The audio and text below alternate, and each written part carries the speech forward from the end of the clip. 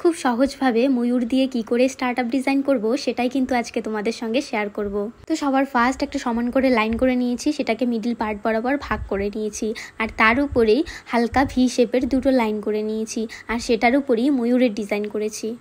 আর যে দুটো ময়ূর করেছি সেটা কিন্তু একে অপরের অপোজিটে করেছি, আর দুটো ময়ূরই কিন্তু সমান ডিস্টেন্সে করেছি।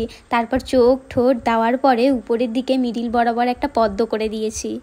আর ময়ূর করার আগে সবার প্রথমে তোমরা কিন্তু ময়ূরের ডানা থেকেই ডিজাইনটা স্টার্টিং করবে, না হলে কিন্তু করতে অনেকটাই প্রবলেম হয়ে যাবে। তারপর ময়ূরের বডি পার্টটুকু ফিল করে নিয়ে আমি ডানার দিকে হালকা করে শেডিং করে দিয়েছি, আর ময়ূরের পেখমের দিকে হালকা একটা লাইন নিচের দিকে টেনে নিয়ে একটু গোল করে দিয়েছি, আর দু সাইডে হালকা হালকা লাইন টেনে দিয়েছি। আর দুটো ময়ূরই আমি কিন্তু এখানে সেম টাইপের রেখেছি, তাহলে কিন্তু দেখতে অনেকটাই সুন্দর লাগবে। তো অনেকে আছো যারা এরকম টাইপের স্টার্টআপ ডিজাইন পারো না, তোমরা কিন্তু এভাবে অবশ্যই ট্রাই করে দেখতে পারো।